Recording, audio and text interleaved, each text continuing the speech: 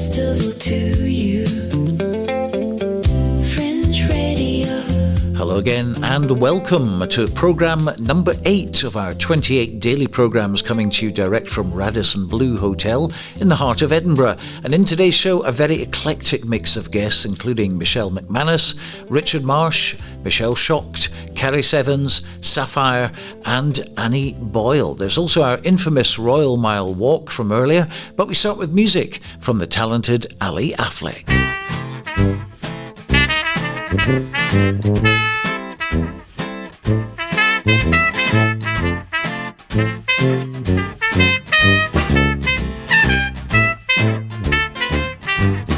Coucou, les rosés fleurissaient. Coucou, les rameaux fédissaient. Coucou, bonjour le printemps. Coucou, les beaux soleils brillaient. Coucou, et les yeux des filles. Coucou, il faut tout entendre.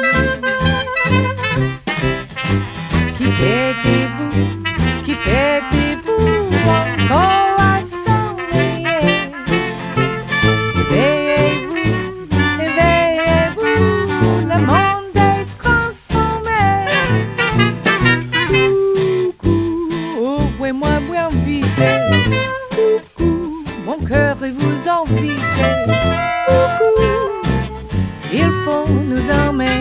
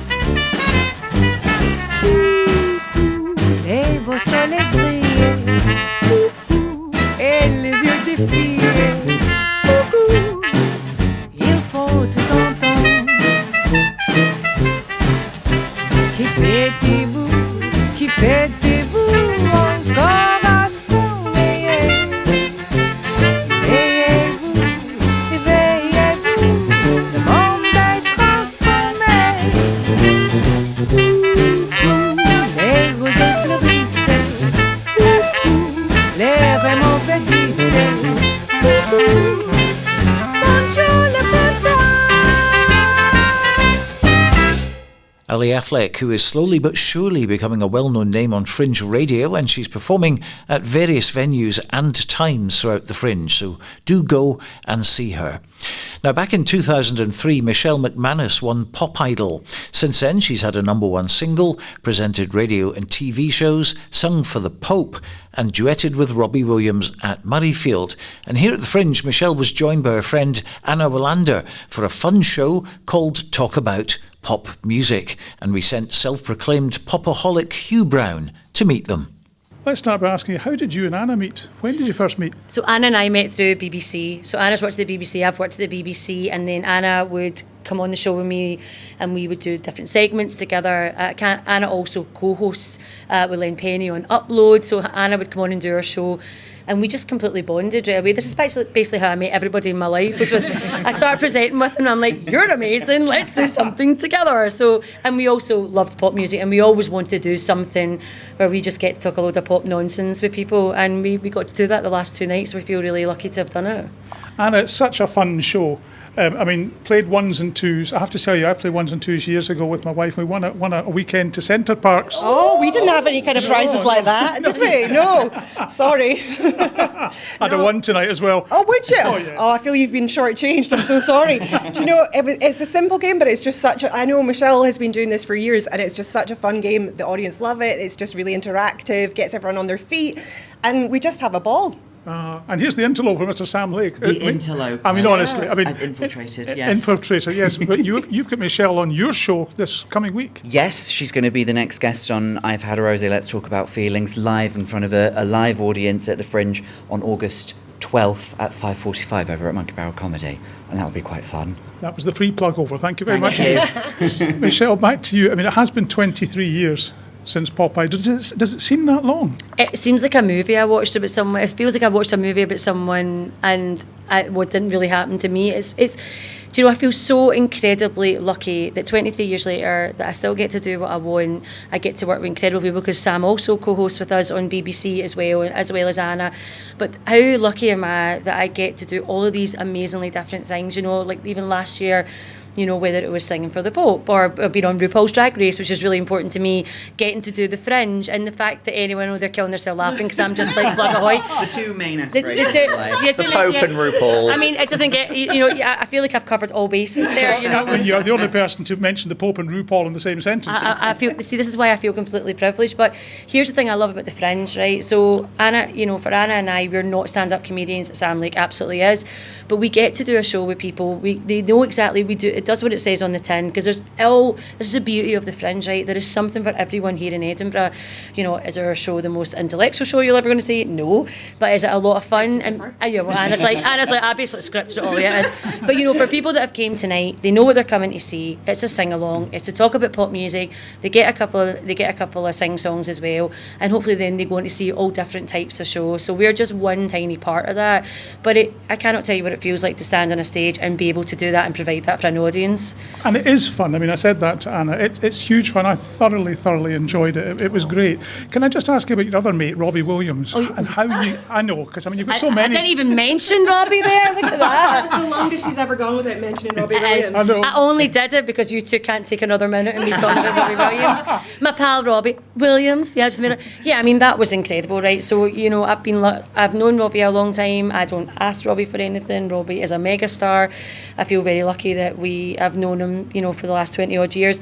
But when he asked me last year to perform at Murrayfield in front of 70,000, that's not something I do every day. That was mind blowing. That was an incredible experience. And how generous was he? Because he did not need me to sell a ticket at Murrayfield. That was already sold out, right? This was not a strategic move by Robbie to shift some tickets.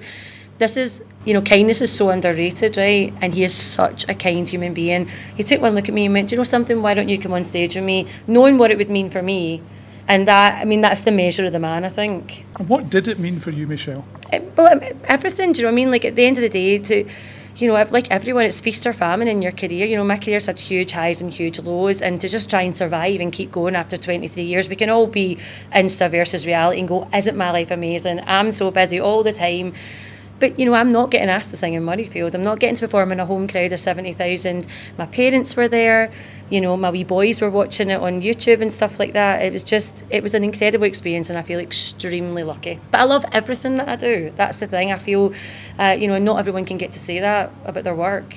You've had such a varied career. You've done so much. You've presented radio on Clyde One, BBC Radio Scotland, presented telly, presented The Hour, so many other things apart from your singing. You must feel blessed every day. Absolutely. I mean, singing is my first love, right? I'd love to just always be a singer, but if I'd done that, I'd be on toast and beans and I wouldn't be talking to you right now. Unfortunately, it just didn't work out that way for me.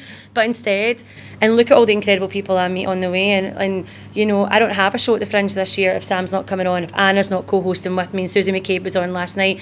I'm not doing a show at the Fringe on my own. I'm doing it because I want to work with people that I love and that I admire, because I'm huge fans of the people that I work with as well. So I think along the way, branching out and going into media and TV and radio has allowed me then to meet other people who have pushed my career on and helped me get to the places that, hopefully I've still got a couple of years left in me before I completely hang up the high heels and the sequins. Not bad for a young girl from Baillieston. I have to say my granny lived in Baillieston. I was brought up in Springburn. So, you're a niece, not far from us then. No, not bad for a wee lassie from Baillieston for sure. I've got a surprise for you actually, because I don't know, you might if I can find it in my bag. So many pockets in this bag. I think it's in the front one. Here it is. You might not have seen this for quite a long time actually. What about that? It is the Michelle Meaning of Love CD. I have had that for 21 years. No way. Wow. You didn't just buy that in a charity shop yesterday, did you? No, you actually I'll tell you I didn't, because it's got the promo free copy on the bag. So it does. Can you believe? Look at my wee face. Look at my wee coom. Little did I know. What do you think of that, Anna? That is incredible. That is such a piece. I'm absolutely gutted that I don't have that, because that is such a piece of pop history. That's gorgeous. Bangers on there. Bangers. Absolutely. Well, one of the bangers, strangely enough, I noticed was co-written by Gary Barlow. Yeah, so on this album, Diane Warren wrote on this album, Gary Barlow, Lucy Silvers.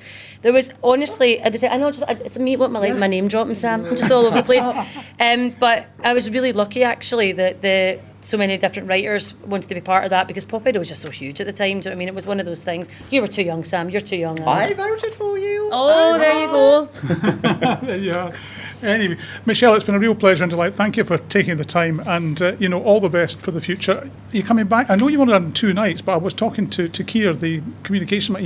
He wants you back. No, well, you'll see me on Wednesday night with Sam for sure. But maybe next year Anna and I come back. We're thinking about doing a Christmas one as well with Christmas music. We never know. Definitely. Michelle, thank you so much. Thank you. Thank you. And Michelle McManus will be Sam Lake's guest tomorrow night at 5:45 at the Monkey Barrel 2 for I've Had a Rose, Let's Talk About Feelings. Well, up next, my daily walk along the Royal Mile. Bringing the festival to you. Fringe Radio. One of Australia's best tribute acts, the 64, make their Edinburgh Fringe debut with 70s Jukebox. At the Assembly Rooms, Bijou, Venue 20, you'll enjoy powerhouse vocals, slick choreography, and full-on energy as the 64 bring you the best music of the 70s. They're relishing the opportunity to play for an Edinburgh audience for the very first time at 2:30 every afternoon from the 18th to the 30th of August. Get your tickets now at edfringe.com. I cannot believe he asked me to do OnlyFans. Hold on, let's talk about this. There's nothing to talk about. We're always complaining about money. Then get another job. I am not selling my body. I'm listening to me now. I'm good at this. 15 Minutes of Shame from the 7th to the 30th of August at 7:20 at Playground 2 at Zoo Playground. Tickets at edfringe.com.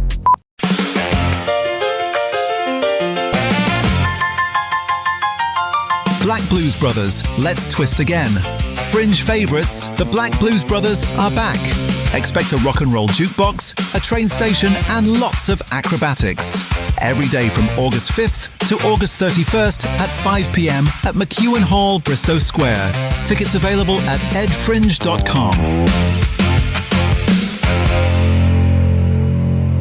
Print it, copy it at the copyandprintshop.com. Your printing is made easy at the Copy and Print Shop. We specialise in rapid printing services, leaflets, posters, brochures, banners, business cards and more. Collect your order at our Glasgow print shop or have it delivered wherever you are. Find out more at thecopyandprintshop.com. Print it, copy it at the copyandprintshop.com. The science of chaos. Alternative history. Rock and roll. I'm Michael Anderson from Boston.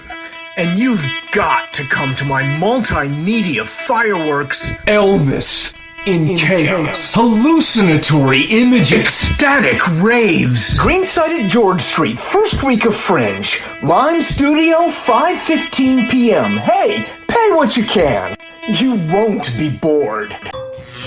What is the most powerful force in the universe?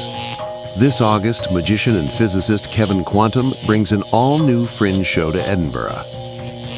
Invisible Force. Expect brand new magic inventions, impossible moments you'll never have seen before, and astonishing illusions where science and mystery collide. Electricity crackles, reality bends, and you'll leave questioning what's actually possible. Funny, surprising, and unlike anything else at the Fringe. Search Quantum at edfringe.com and discover Kevin Quantum. Invisible Force. Bringing the festival to you, Fringe Radio. Well, lots of fun and laughter and frolics, of course, on the Royal Mile, but also plenty of serious stuff as well. And The Last Bantam is a 5-star play. And Michael Hughes is with me right now, one of the cast, and resplendent in the old uniform there. Fantastic. Tell us about this. Well, thank you very much. The Last Bantam tells a story of Britain's Great War Bantam soldiers, 30,000 men between 5 foot and 5'3" who signed up to fight. So the Last Bantam, you can tell by the accent, he's a Dubliner, and he signs up in 1915 to get home rule for Ireland. He joins a British Bantam battalion, the 15th Notts and Derby, and goes off to war. The story describes the beginning of the Bantams, what they experienced on the front, and why Patrick Michael Wolfe, my character, is the last one left. It's a short run, isn't it? 10th to the 15th. It's happening at the Paradise in Augustins, venue 152. If you want to look it up in the big catalogue, 12:50 is when it all starts. And as I say, this uniform that you've got on, it looks incredibly authentic. It is. People always ask 2 questions. 1, is it warm? Yes. 2, is it real? And that's a huge compliment. It's actually reproduction. Really? But I've distressed it. So this would not look out of place in a museum. Now, the reason I don't actually wear an actual Great War uniform is because they'd be hugely expensive and they would fall apart. The material would be over 100 years old. And I just wouldn't wear it. I wouldn't wear it. So I got a reproduction instead, distressed it. So most people are convinced it's the real thing. It looks that good. It really looks the part. In fact, there's 2 elements of the uniform that are authentic. I have a badge, which is a World War I Scout badge. That's from the war. And I also have the divisional badge of the 35th Bantam Division. So those 2 bits are real. And what's the big picture for the Last Bantam? After the Fringe, I'll be taking it to the Chelsea History Festival. I'll be performing in the National Army Museum, or as they call it, NAM. I love that. And after that, I'm taking it to Dublin. That'll be interesting because I have no difficulty getting bookings in England and Scotland, but no Dublin theatre would have me. I don't know if it's because I'm wearing a British uniform, but no Dublin theatre would have me. So I'm taking it to the Richmond Barracks in Dublin, a former British Army barracks, which is very apt. Well, we wish you the best of luck with it. It's certainly very, very different to what we've seen so far, and as I say, we hope it draws a big crowd for you. Thank you very much. It's been a pleasure. Down the Royal Mile we go, and One Man Poe is the latest show that we're having a look at. In fact, not just one show really, 6 Gothic tales by Edgar Allan Poe, brought to life by one actor. This is the actor. What's your name? Hello, my name's Stephen Smith. Nice to meet you. My goodness, I'm surprised you've got a voice left because you're talking to everybody and everybody's interested in this. Yes, well, it's only day 4, so we'll see how I go, but I do look after my voice, and but it is a very taxing month for me. I'm doing 42 shows in 23 days this year. Just the 42 then? Just the 42, yeah. Last year, so this is the 3rd year with One Man Poe. Last year I was doing 4 stories, and it went so well last year. I sold out the run. I won the Derrick Award for Best Overall Show of the Edinburgh Fringe, and I'm adding 2 more Poe stories to what I do, 2 lesser known stories. And on your big poster here, 12:45 and 6:35, the Greenside Riddles Court. got 3 different shows. I do a show A, a show B, and a show C. 2 start times a day, 12:45 and 6:35. So when people turn up, they might get the A or they might get the B? Exactly, or the C. Or the C. And I'll just list the stories to those Poe fans out there who might recognise these tales. So in show A, you get the Telltale Heart and the Pit and the Pendulum. In show B, you get the Black Cat and the Raven. And in show C, the new one, you get The Businessman and The Case of M. Valdemar. And even Poe fans may not have heard of The Businessman before. It's, dare I say it, a never-before-performed Poe story. So that I'm particularly excited about, to resurrect these unknown stories. Where did this obsession come from for Edgar Allan Poe? Well, it really goes back to my childhood in a way. The reason I got into acting is because of old horror movies. I used to love actors from the 1930s and 40s like Boris Karloff, Bela Lugosi. Vincent Price. Exactly. And I used to love those movies back in the day, which were based on Edgar Allan Poe stories. But it actually only took the pandemic for me to realise how completely different his original stories from the 1840s were to all the movies that I used to love. So I made it a bit of a mission in the pandemic to learn his original tales and perform verbatim what he wrote down but live. It's a total of 18,000 words verbatim of Edgar Allan Poe. That is absolutely astonishing. And the thing that always amazes me when it comes to acting, particularly the one-man shows or the one-woman shows, you've got no one to feed off. You're kind of out there on a limb. Does anything ever come unstuck?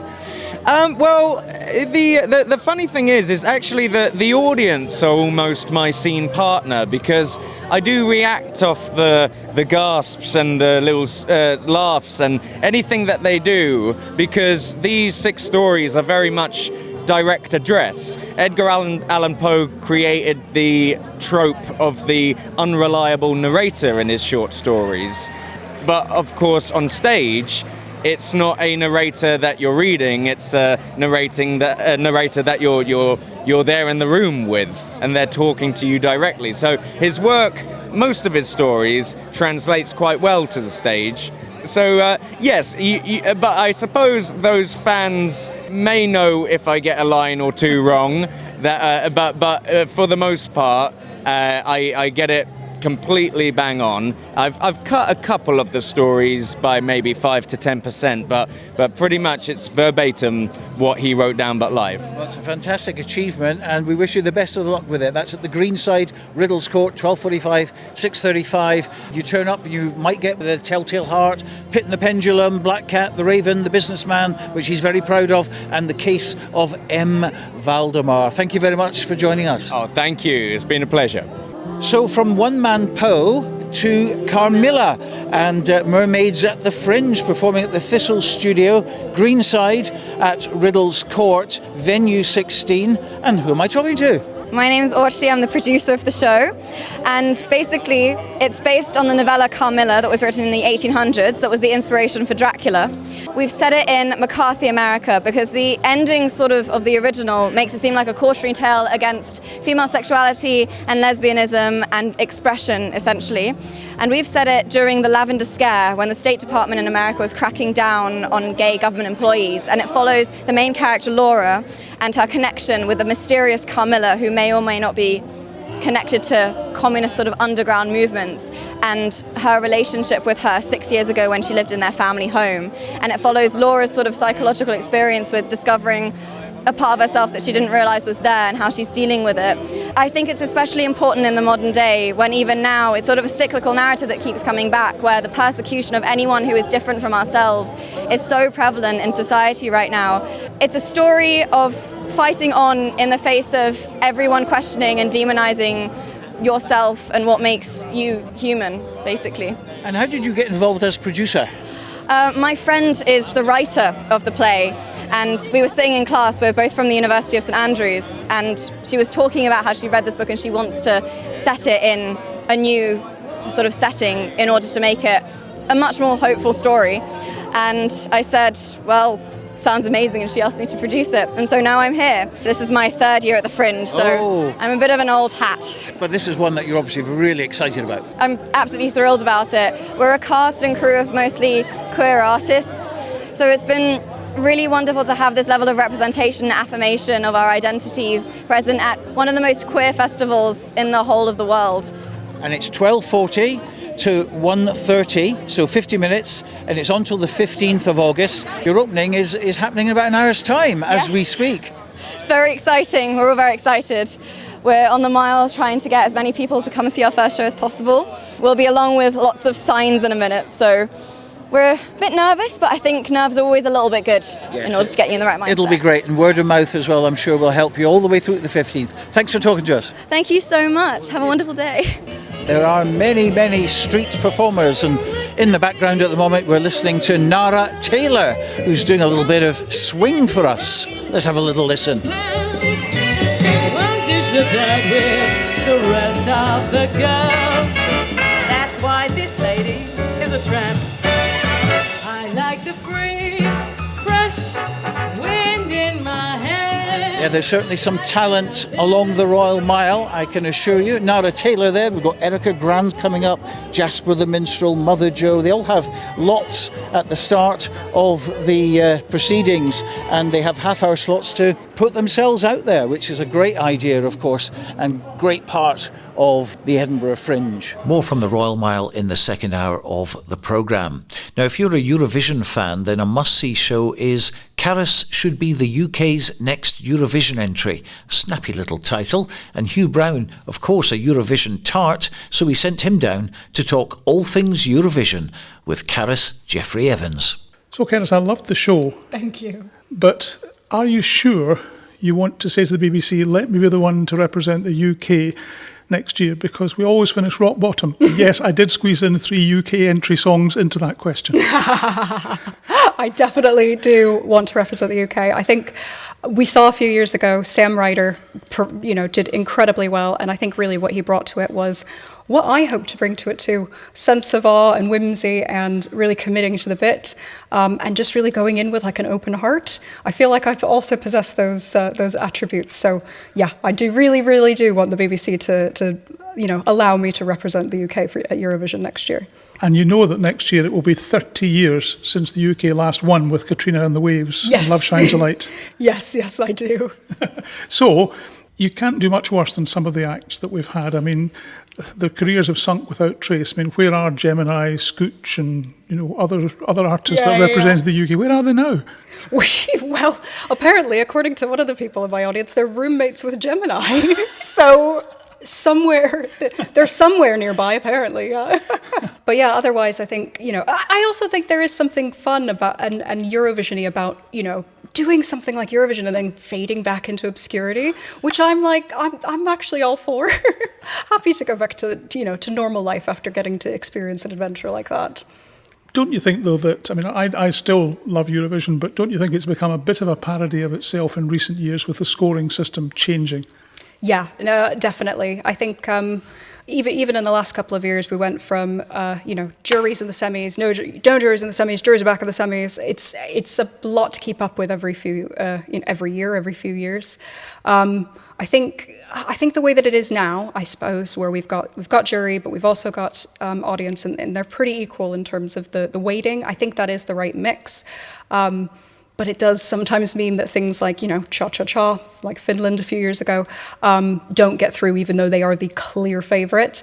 That's always disappointing. But obviously this year, Bulgaria won both the jury vote and the audience vote as well. So I think that was really necessary to kind of get everybody's confidence back into the scoring system for sure. And you gave us a bit of bangaranga in your performance at the beginning. I did, yes. I love that song. I really do love that song. I think Dara brought something incredible to that staging. And like I say in the show, it wasn't even meant to be it wasn't even meant to qualify from past the semi-finals to the final, and it won. It ended up winning. So I think it's a real story of like anything can happen at Eurovision, and a country that's never won before can win. They can bring something amazing, and they can really make a real moment with the audience and really connect with viewers at home. And yet, Eurovision gets absolutely slagged off everywhere. I mean, although it gets millions of viewers on a Saturday night across the whole of the world, because the other strange thing in recent years, of course, was Australia coming into it. Yes, yeah, and do you know what? I think part of the charm of Eurovision is that it allows itself to be laughed at.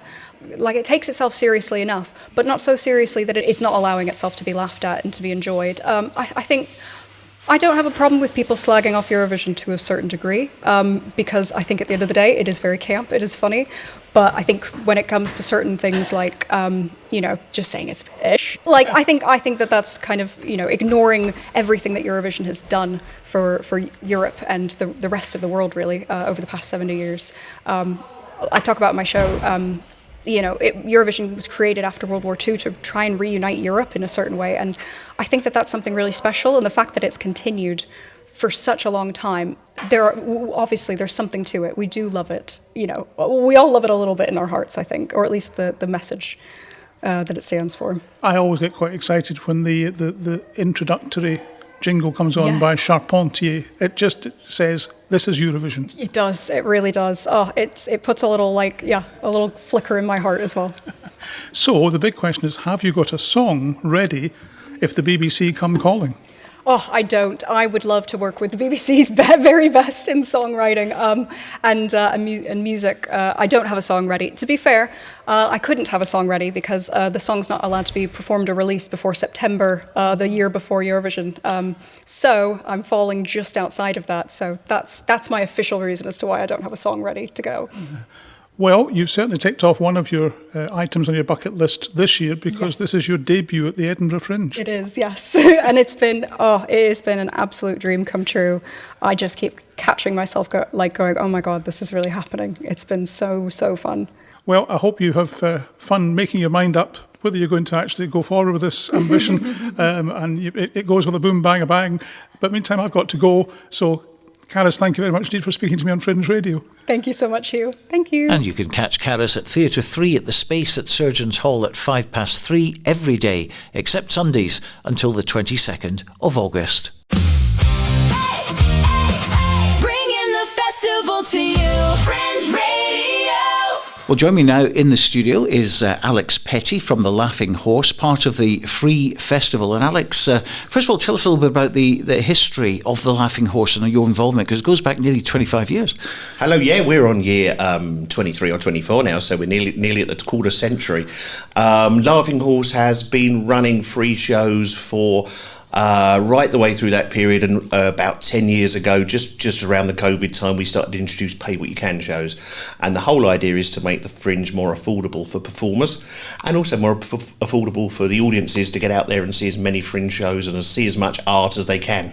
We were just kind of counting up and doing the numbers, and I think it's something like 25% free Fringe now, and it's growing, isn't it? Absolutely. I think if you go through what we do, the PBH shows, places like the Just the Tonics and the Hoots that do the pay what you can, there's so much stuff out there people can see for free or just by a small donation or choosing what they want to pay rather than paying the big money ticket prices. Do you think, talking to artists who have done the free Fringe, they really rate it, they like the idea of it, it takes the pressure off them, they can concentrate on their shows rather than worrying about hiring expensive venues, etc., etc.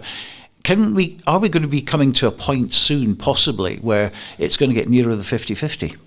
I think it is. It's been growing year on year, and it's starting to feel like it's an exponential change in the Fringe. When I started coming up to the Fringe, you saw what is now the Big Four, but back then was the Big Three.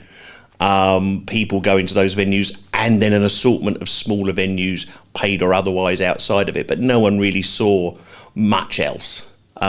Now there's a huge raft of venues that are considered quality venues for performers to go to across all genres and art forms, and it's grown so much in that time, and I think that's only going to continue.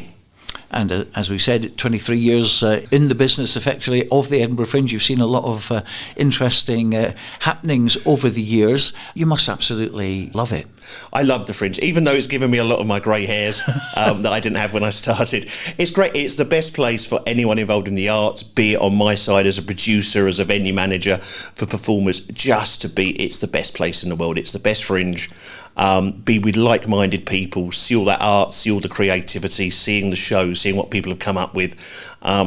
And be it seeing the big names that are coming back and doing the shows and pulling the numbers, but really it's about the creativity of the newcomers, the first time people come into the Fringe, just getting up there, getting their stuff out there and being discovered and starting on their way through their comedy, theatre, cabaret careers and so on.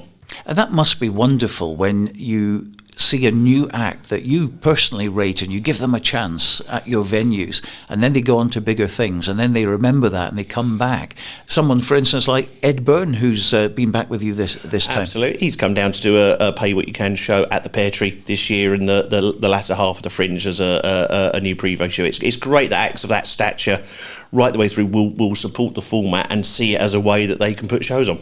And who else should we be looking out for this year? Some of my favourites. I always find it difficult picking favourites because I think I've got 350 shows and they all feel like my babies. So picking one from another.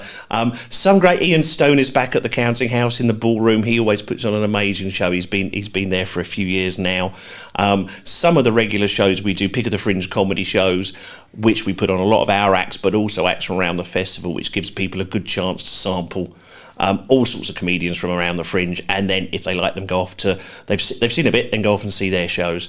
And yet the list goes on forever. I could go on forever, and I feel bad picking one or two above the others.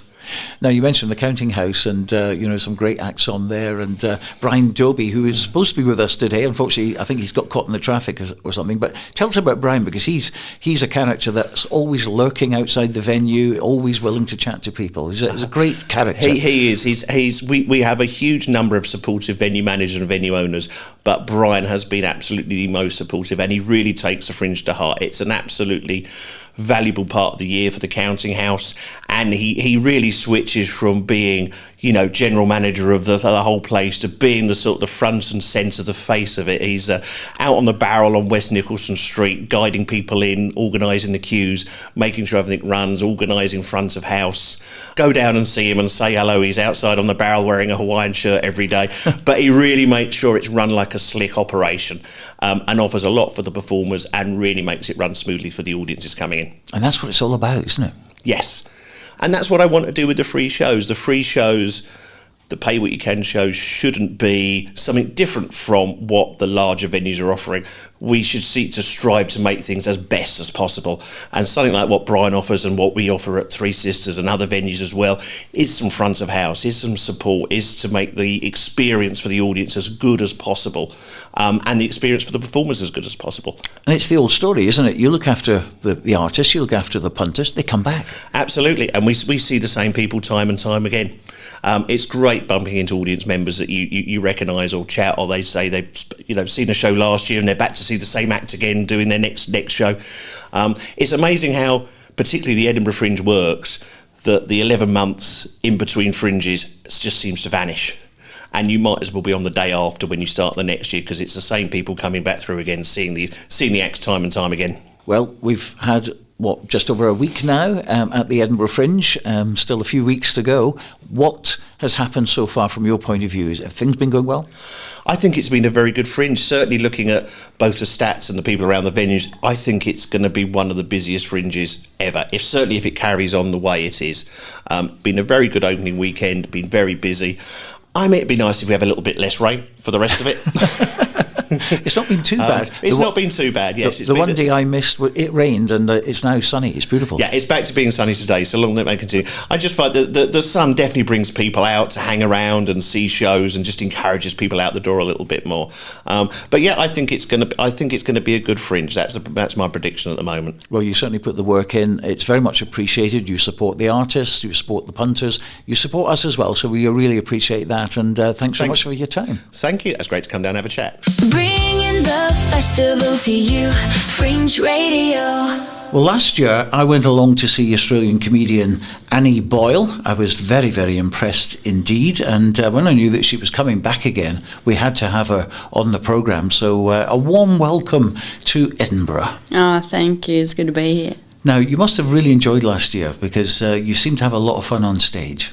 Yeah, I had such a ball last year. One of my best friends as well is doing the tech for my show, and she was at the show last year and he's back with me this year, and I've just found that quite fun. It feels way more collaborative, even though I'm up there the whole time and I don't have many cues. But sure, teamwork. But it's nice, isn't it, when you can put your trust into someone who's part of the show. Yeah, for sure. And also it's nice because I know when I hear her laughing sometimes, I can tell in her laugh when something she finds funny or she's just laughing at me. And it's nice to debrief after the show to figure out what was working and what wasn't. Because I haven't worked with a director or anything before. And sometimes it can be quite humbling experience on your own. But having your friend to give you some feedback is helpful. And is this a brand new show? Yes, so this is a new show, different one from last year. It's called To All the Boys I've Loved Before. Mm-hmm. That's what I called it, but I have realised there aren't any because I'm gay. I was going to say, because Spoiler. It would have been, spoiler alert, because this is the coming out one, isn't it? It's the coming out show, yeah. It's quite a bit late. Yes, because you did mention this last year, didn't you? Yes, yeah. I this is my third solo show. Usually coming out shows are kind of the first ones you do, but I thought I'd save it for my third. Could you have called it To All the Girls I Loved Before then? I could. I could have, but you'll have to come see the show. It's a little teaser there. Little teaser. Now, a lot of people have seen your YouTube videos, and that's where I first saw you. I loved the deadpan expression, the delivery that you do. And a lot of people have said it's very similar to Jack D, because Jack D does the same sort of thing. He was one of the first, I think, to do it, just deliver the lines, no smiling at all. And you're very much like that. Were you aware of Jack D in Australia? No, I only became aware of him, I think, by comments online. Well, Australia is absolutely huge geographically, of course, but not many people in comparison, of course. It seems to be a smaller world when it comes to comedy, because I was talking to Eloise Eftos and a few other Australian comedians, and everybody kind of knows each other. Oh yeah, it's teeny tiny. And I grew up in a small country town where everything was still regular size. The population was small. But I moved to Sydney when I was 21 and got into comedy when I got there. And now it feels like my hometown. Like I'm running into everyone, comedians at the grocery stores, they're everywhere. But you moved to London. Yeah, because I'm sick of seeing all the same people. No. And going back to this show again, how long did it take to put a show like this together? 1 hour, that's a lot of material to find. It is, and I think I do find doing an hour at the moment for me is quite different to my act when I'm performing in clubs, because obviously I like performing in contrast to other comedians and having the audience experience that, where doing these shows on your own, sometimes people are coming to see you so they know the style of what they're going to get, or people are taking a punt. So you have to sort of establish that up front a little bit. But I think an hour is a long time with my kind of style. So in the past with my shows, I've kind of just tried to structure it in a way that breaks up just my kind of rhythm. I have had a lot of people fall asleep in shows before. Really? Yeah, and I don't blame them, because you know those meditation audio things that people listen to when they go to sleep. I think that's what it's like listening to me sometimes. But it's very sharp. The humour is very sharp. Yeah. And I mean, when did you first kind of adopt that delivery? Well, I don't think it wasn't something that I ever really thought about or chose. It does feel like that's been quite natural for me. Like I'm never getting on stage thinking this is what I'm going to do. I do feel like it is nice to heighten that style a little bit, but it's never put on. Yeah, it's just your natural way of delivery. Yeah. But it really works. I mean, it's a formula which does work very, very well. And television-wise, of course, you've done pretty well over there, haven't you? We haven't actually seen those programmes over here, but I guess they're available on the internet. Yeah, well, they are, but they're available through Australian streaming services. Hopefully, they'll be over here soon. Yeah, I was going to say, because I mean, in the past we've had obviously Neighbours and Home and Away imported into the UK. It would be great to have some of the comedy programmes coming over as well. And of course now the world's your oyster, isn't it, with the internet? Yeah, exactly. Yeah, I just was in a TV show with Anna Friel, who is amazing. But I think she's trying to get it over here as well. That's a name from the past. Yeah. Yeah, funny enough, actually, she was the first lesbian kiss on screen. Yes, that's right, on Brookside. Yeah. And it was the F Ward, which you've done recently. Tell us how you got involved in that, and tell us about the F Ward, because as I say, a lot of people don't know about it. Yeah, so it is, the F Ward is an Australian series. So I actually auditioned for that in July last year. I messaged my housemate to see if she was free. We had 1 hour to film it. This was the only time that we could film it. There was a lot of medical jargon. It's a hospital series. And I hadn't had dinner yet, so I ate a banana in the scene, sent it off, thought for sure not getting this. And then the next day I flew to London because I was on my way over here for the Fringe. And then I got a call back in August, and I did it from my room on Zoom. Arthur's seat was on fire at the time. Do you remember that? Yes, yeah. It's quite often now it happens. Yeah, it was quite distracting. I was trying to do this audition, just looking out the mirror, being like, should I leave? And then last day of the Fringe had finished. Next day I got a call to say I'd got the part.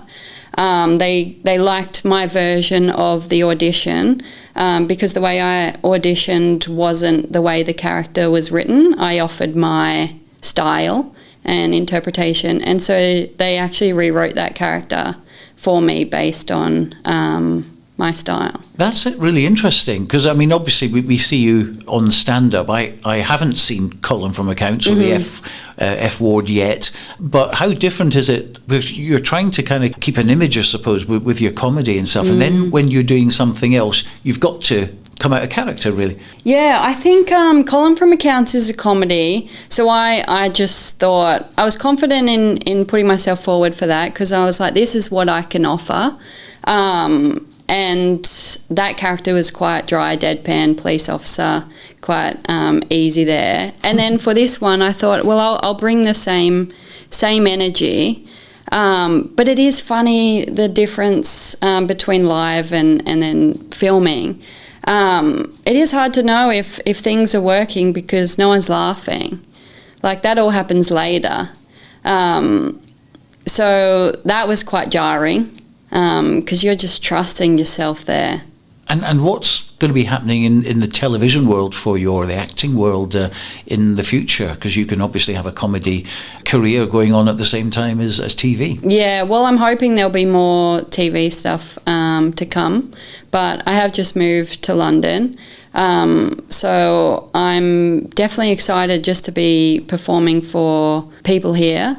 I've been travelling a little bit, doing shows in Birmingham and Cardiff and Leeds. So yeah, just trying to get about and write some new stuff. How did you actually get into comedy in the first place? So I moved to Sydney to study acting, and I kept getting put in all the comedic roles. And then a lot of people were like, oh, you should try stand-up. And I was like, oh, okay. And so I did. And then I said I did it. And they were like, you should do it again. And then I would do it once a month and call myself a comedian. And then I'd do it twice a month, and then 3 times a month. And then it felt very natural. I do love acting because it feels like I can't quite get it. There's something more to strive for. But being on stage, I don't know, nothing beats the live experience for me. Comedy heroes, I mean, did you have any of them when you were growing up? particularly from Australia? Yeah, well, I didn't watch a lot of comedy growing up. Carl Barron was definitely my first influence, or first stand-up comedian I'd ever seen. I have watched a lot of American comedians too, like I love Tig Notaro, Nate Bargatze. I mean, I watched Kath and Kim growing up. I think I watched a lot of comedy, loved comedy. But when I look back, I remember I had a joke book that I got for my 6th birthday, I think. It was just 1,001 jokes, and I would just learn them, perform them. So it was written for me, really. But the interesting thing is, and what I was really impressed with when I saw you last year was the timing, which is so important for comedy. And they always say, oh yes, you've got to get the timing right. And it just comes naturally to you. Is that something that you just have, or is it something you can learn? Oh, that's a good question. I feel like you set me up there. Little curveball. I don't know. For me, like, I've read a lot of comedy writing books and stuff like that. Like, I definitely like that kind of structure, especially learning how to write jokes. But timing, I guess you could probably learn it. It's not something I feel like I've learnt. Yeah, I think it's natural, isn't it, from your point of view? I think so. When you're watching other people, it's soaked in because you're interested in comedy, and you're obviously interested in other comedians who actually do it. And do you think it's something which just kind of soaks in like a sponge? Yeah, I think so. But in that answer, I would hate to deter anyone from trying it. Like, I definitely think the hours of performing help, because you learn when things do work and when they don't, and timing can be part of that. Like, I still have jokes I try now that don't work, and I don't know if that's the way it's written or the delivery, but it's still hard. How do you deal with something like that when a joke doesn't work? Maybe another one after that. Do you then think, all right, I've got a banker in the locker, let's bring that out now? How does it work? Well, I feel quite lucky in the way that maybe from my acting background, I'm very comfortable with silence. That doesn't bother me. And my style, and it comes across, I think, a little, it looks like I don't care. Definitely do, but I don't want people to know that. Part of the act, isn't it? Part of the act. Absolutely. Now, I went online to sort of try and find out a bit more about you. There's not a great deal That's good. on there, which is clearly right. I mean, even like, the lady that you're with at the moment, you don't want to talk about it, you don't want anyone to know about it. Absolutely fine. You're not going to get any awkward questions from me about that. But outside of that, your life growing up, etc., what can you tell us about my life? About you and your life, yes.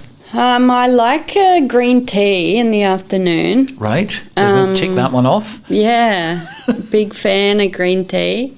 I like to be private online. I do feel like I share a lot in my shows. Happy to be honest there. So, in fact, you probably share more in your shows than you do on your website and stuff. Definitely. What can I tell you? Well, green tea is a start, isn't it? Yeah, I know. I feel like I started off too strong there. Sports, AFL. Okay. Australian Football League. Love AFL. That's a strange game for us. Explain Australian football to us, because it's very, very different, isn't it? AFL it's a weird game. It's played with a rugby ball, isn't it? Yeah, but on an oval. There's a bit of football. 4 sticks, you try and kick it in the middle too, that gives you 6 points. On either side, if it goes in one of them, that's 1 point. If you hit the post, that's 1, which I don't agree with. I think if you hit the post, that's hard to do, should be more. Yes, yeah. I think you're right there. We have a crossbar challenge in football, I think, that people go for it as well. So a little bit of sport, a bit of AFL Tennis, there. Tennis, swimming, swimming, obviously. Played cricket, don't like it. I'm not a fan of cricket. Like I tried to watch a test match recently. I realised the test is just trying to watch it all the way to the end. 5 days is a bit excessive, isn't it? It's too much. I like the one-day internationals. The ODIs are quite good. Big Bash, or I like when it's off. And it's over. So not a big cricket fan? Not a big cricket fan. Not a cricket fan at all. What about movies and films and stuff? What do you enjoy? Oh, I love it all. Except for horror. Really? Yep. I don't think I don't trust people that like horror films. I like horror films. And see, this is why I You don't don't trust you. me. No, I was influenced to come today. I got some advice. I was like, should I do it? True crime, no thanks. So comedy films, romance films, that Yeah. sort of stuff. Rom-coms, drama, docos, big fan of docos. And books like that. I like to read, not fiction. I like non-fiction. I always say that, and I'm like, did I say the right one there? My brain always... Yeah, I know what you mean by that. Yes, non-fiction, fiction, no, which is which. You know, 'cause sci-fi and all that. Non-fiction is... I have to go fiction, fake. Non-fiction, not fake. That means real. That's the one I like. That's it. Real. We'll go for real. Real. Excellent. So what about the future then? What have you got lined up?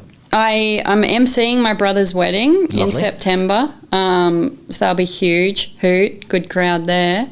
And then I'll be back in London, and I'm just performing around the clubs there, around the country here. And then next year, I think there'll be another new show. Busy. Any ideas? Any ideas? I don't know. I think you're doing okay without me, to be honest. Oh, I don't know. I'm starting to run out. Oh, you'll find plenty at the Edinburgh Fringe. Yeah, I mean, we're on the mile now, so I'll just get out there. You literally only need to walk and you will be inspired. Yeah. Things that happen in August in Edinburgh, you can get away with, but not any other time of the year. So it's quite an extraordinary place, the Royal Mile, which is why we do a Royal Mile walk every single day. It's unbelievable. You don't know what you're going to get, who you're going to meet, and it's great, great fun. Okay, I'll head out there. Royal Mile, that would be my advice. Well, look, it's been absolutely fantastic to have you in here and finally meet you. Looking forward to watching your show, your brand new show, and hopefully on British television soon as well. It's about time we had you a little bit more on there, because Live at the Apollo sadly is gone. Oh, I know. Yeah, Devo. I mean, that's not good, but I mean, you'd be absolutely ideal on things like Have I Got News for You? And, things like that. Obviously, now I'm here, I would love to get on the TV here. We'll start a campaign. Yeah. Because now that you're here, that's it. That's you up another level here.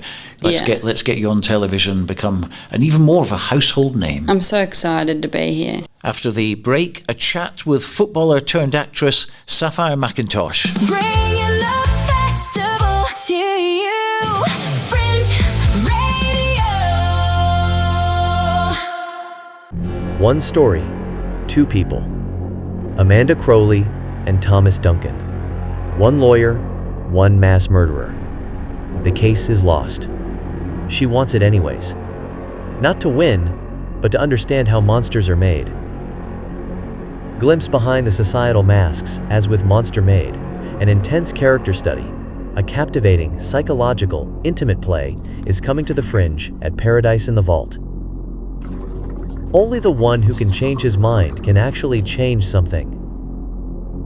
Monster Made runs from August 24th to August 30th.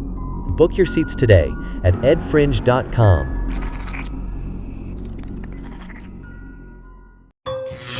What is the most powerful force in the universe?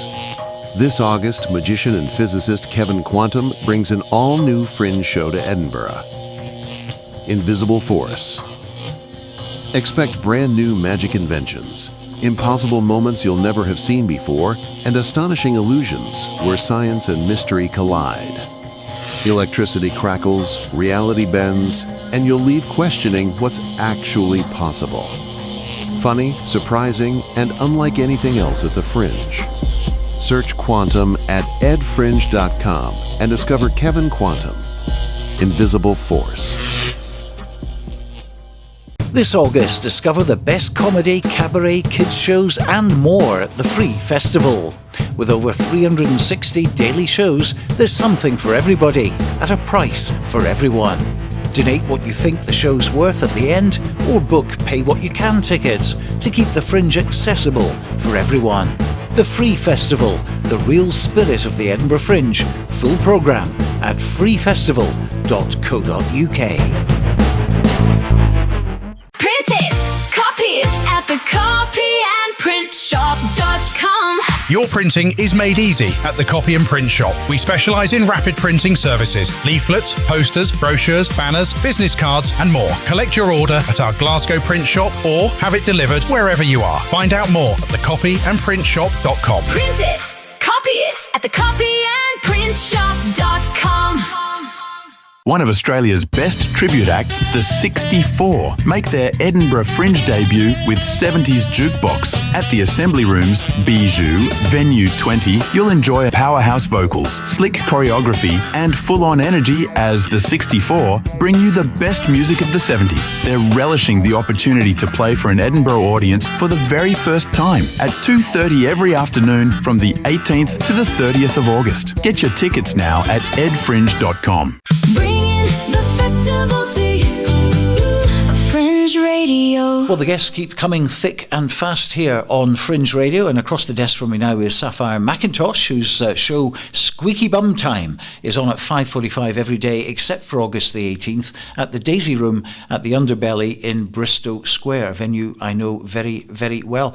Exciting times for you at the moment, Sapphire, isn't it? Yeah, it's very fun. Super cool to be bringing my 1 hour up to Edinburgh for the month. I've done Edinburgh before, I've done compilation shows, I did improv last year. But yeah, it's super fun to be bringing my story to Edinburgh 2026. Now, of course, a lot of people know you from being a footballer in Ted Lasso. And, of course, the interesting thing is here, you've got a combination here of football, which you're passionate about, and comedy that you're passionate about, and broadcasting in general, because you do all sorts of things, don't you? Yeah. How do you fit it all in? Good question. I'm not sure, to be honest. I mean, I am self-employed, so I do a range of different things. It suits my personality. I'm not someone that likes to sit still. So yeah, football in the evenings, stand up in the evenings. I make sketches in the day. And I've done some broadcasting stuff over the years, Channel 4 News, etc. But they've been like day jobs, right? So if I do Channel 4 News, I might do 1 day of research and then 1 day of filming. So it's not like I'm doing these things 7 days a week, you know. Things are like choppy. I do it something here and something there. Brilliant. And, I mean, how did you get involved in the media side of things? So I moved to London after graduating from university in Manchester, studied criminology. And then I started making like Vox Pops videos and putting them on YouTube. And then from that, I think I got offered to do an internship at Channel 4.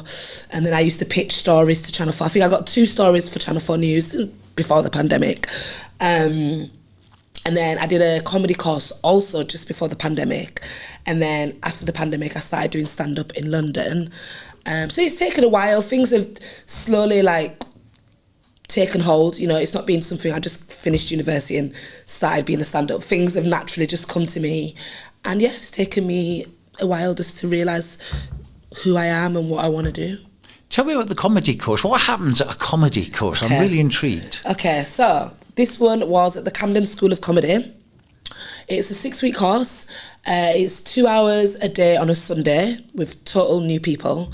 And you learn about structure, rules are free, how to present yourself as a comedian. And then on the last week, you invite your family and friends to come and watch you live, and you do your first 5 minutes. Yeah, it was really fun. And even after the course, I was still like, ooh, this is not for me.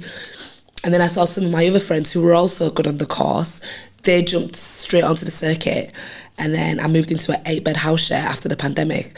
And I was like, right, get on stage, Sapphire. And I've never looked back. So this is your first solo show, isn't it, at the Edinburgh Fringe? So it's exciting times. Yeah, it's very fun. Yeah, I feel good. I've been here before.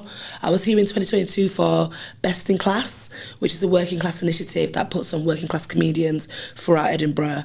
The year after that, I did a compilation show, and last year I was here with my improv troupe. And how do you put your show together? Because it's quite a personal show, isn't it? Yeah, it is revealing. I feel like I've always wanted to share my story, so it felt really natural, to be honest with you. I had a director, Jess Foster-Koo. We worked together. She helped me out with getting to know what Edinburgh Fringe shows want. And yeah, we came together and we structured it. And it's a bit about me. It's a tell-all story, kind of autobiographical. There's lots of football in there. There's lots of housing in there. And there's lots of experience of being a millennial woman in there. Is it difficult to, because obviously you'll be addressing some of the hard times in your life as well. Yeah. Is it difficult to turn that into comedy? No, not for me. No. No. I've always wanted to do this. I've always wanted to retrace those moments and make them funny. Is it like therapy for you then?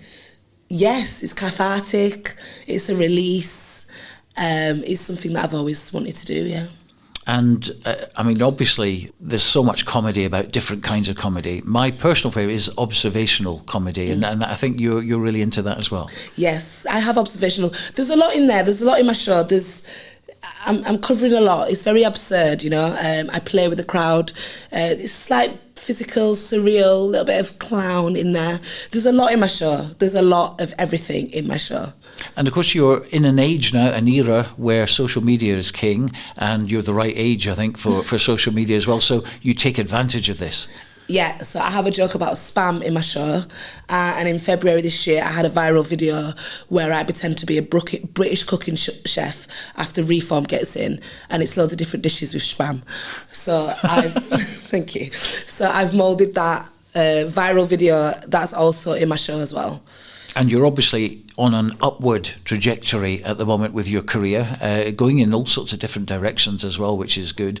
Do you just enjoy doing everything? I love making things. I love creating things. I like writing a punchline. I like coming up with a slogan. So for the viral video I had this year about spam, after every dish, my character says, with a dash of black pepper. And now in all my comments, people are like, with a dash of black pepper. I enjoy that. I love marketing a show. I like ideas. I like coming up with ideas. And you're really right across the social media channels, aren't you? Yeah, mostly Instagram, TikTok, but mostly Instagram, yeah. Right. Well, the show is at the Underbelly, Bristol Square. It's in the Daisy Room at a lovely little venue. It's called Squeaky Bum Time, and it's 5:45, and you're on all through till 30th of August, apart from the 18th. And it's an absolute delight to have you with us. Sapphire, thanks so much indeed. Thank you so much.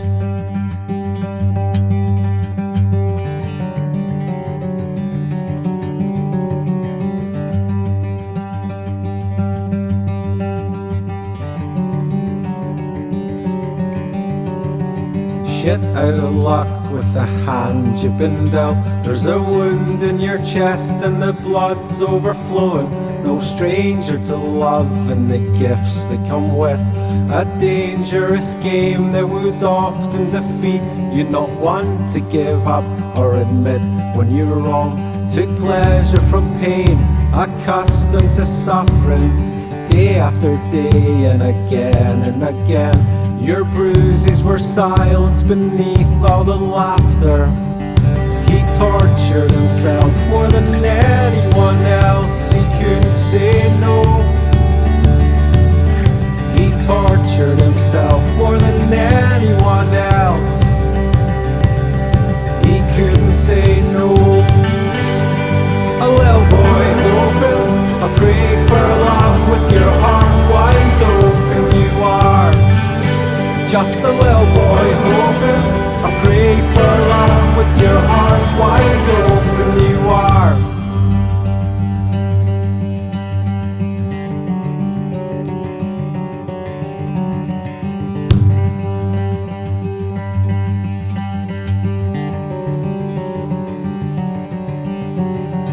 Preach the conversion, a promise to change, but your feet took control and your head took a backseat. Nowhere to run, you succumbed to defeat. The ship had set sail and you'd missed the departure.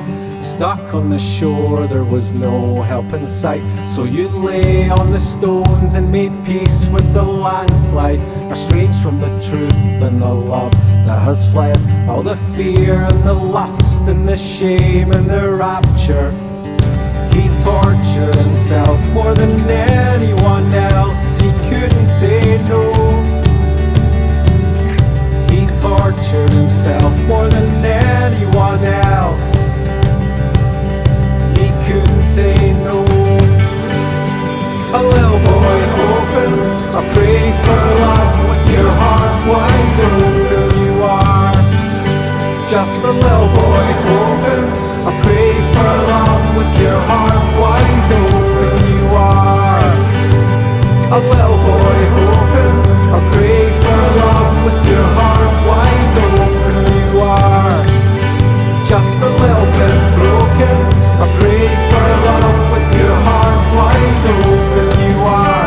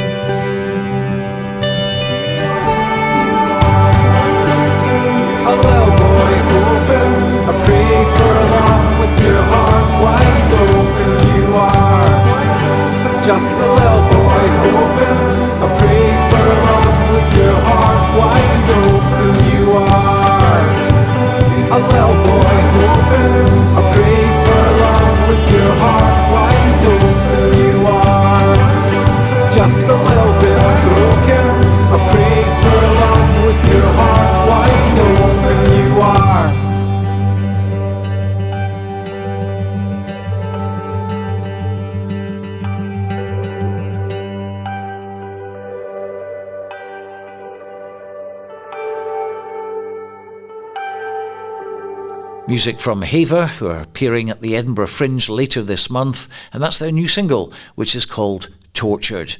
And after the break, the second part of my Walk on the Royal Mile. Bringing the festival to you. Fringe Radio. I want to tell you a true story.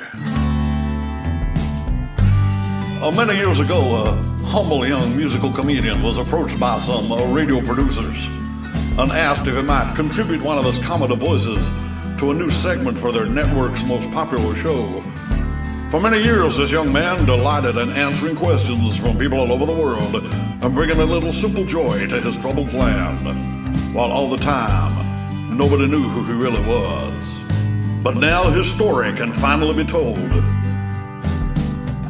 Mitch Ben is Asking Elvis, coming soon to a theater near you. Thank you very much.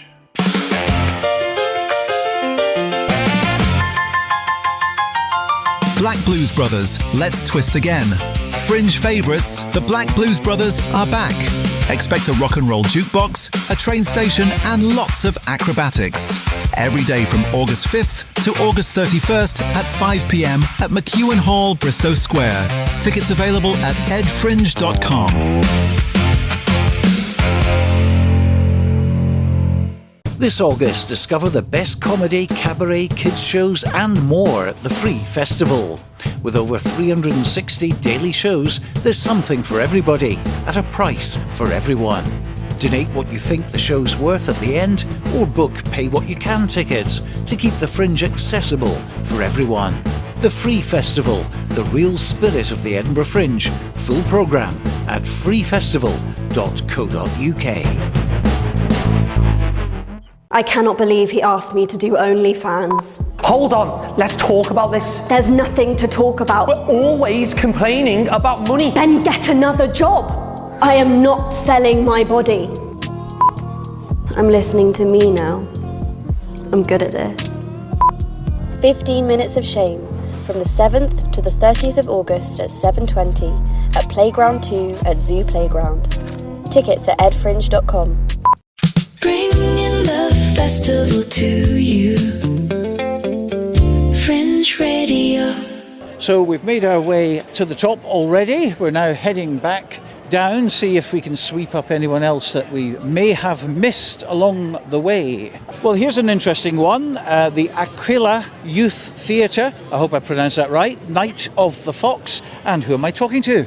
I'm Hetty. I'm playing the part of Rowan in our show. I think it's about 20 people and our cast ranges from age 13 to 16. And you've got a catch line, what will it take to tell the truth? We ought to say that it's at the Space at Nidri Street. Again, another one which is right next door to us here at the Radisson Blu. And this one goes on to the 15th as well, 55 minutes, part of this Space. And you're pretty excited because this is the first show that you're going to have in about an hour's time. Yeah, we're all very excited. It's going to be awesome. We'd love to see everyone there. Whose idea was it? How come you're at the Fringe? So it's newly written production by our leader, and it's about a boy who goes missing in a social media ban, and his friends have to go into the forest to try and save him, and they have to tell their truth, which is the catch line on the flyer.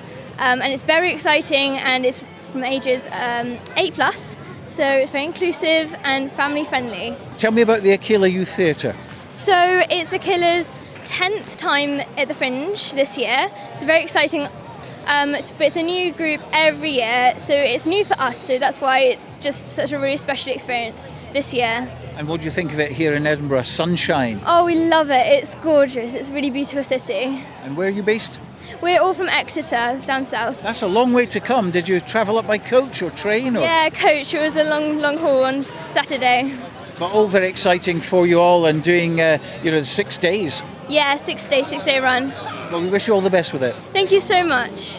Well, we're heading back towards the Radisson Blu, but before we do, we have to bring you details about the Great Train Robbery, and Emma's with me. Emma, tell us about this.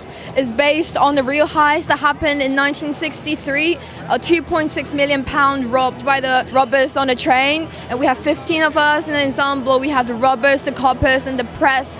Lots of physical theatre, Lecoq-style movement. I composed original music for the play as well, and it's balanced with bang 60s tracks from the Beatles and Rolling Stones.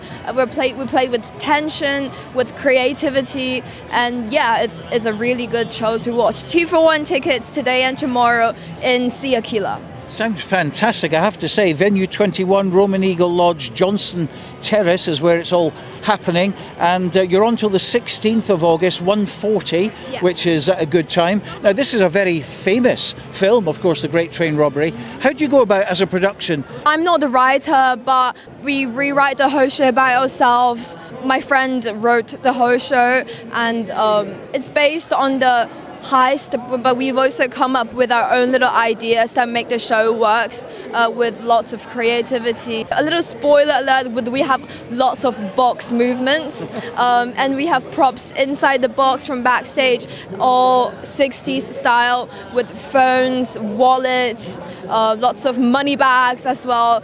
Because we're robbers, apparently.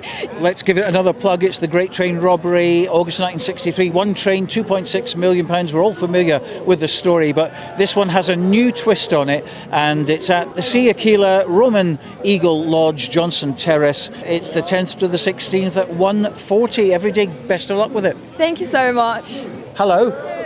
Well, I think we've got time for one more on our Royal Mile walk today, which of course we do 11 a.m. every day, come rain or shine. Yesterday it rained, that's why Hugh did it, and of course I've got the sunshine and brought that out with me. And the Little One Said is the name of the production. It's Minotaur Theatre Company, and May is with me. Tell me all about it.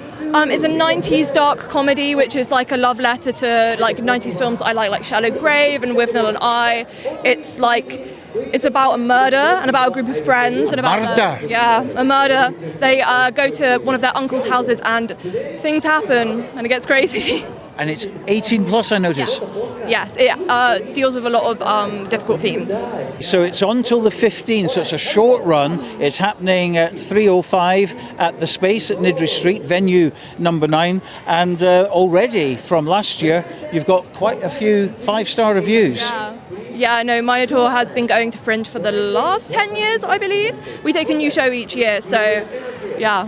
And it's already been given a Highlight 2026 selection. Yeah. Must be delighted with that. Oh yeah, no, it's great. People have really been enjoying the show so far, so it's really awesome to see. Well, we wish you all the best with it. Thanks so much for joining us. That's May from And the Little One Said, an 18 plus happening at the Space in Nidri Street, and that's venue number 9 at 3:05 until the 15th of August. Well, before we go, we've just spotted the one-man sketch show. Jonty O'Callaghan, you're Jonty. I am Jonty. I recognise you from the poster. You've just been given a flyer. Given a flyer, and you're on till the 17th. Tell us about it. It's a one-man sketch comedy show. Me, 50 minutes, bunch of different crazy characters, lots of audience participation. Really good fun. Where and when? It's on at the Caves, just the Tonic at the Caves, just out the box room.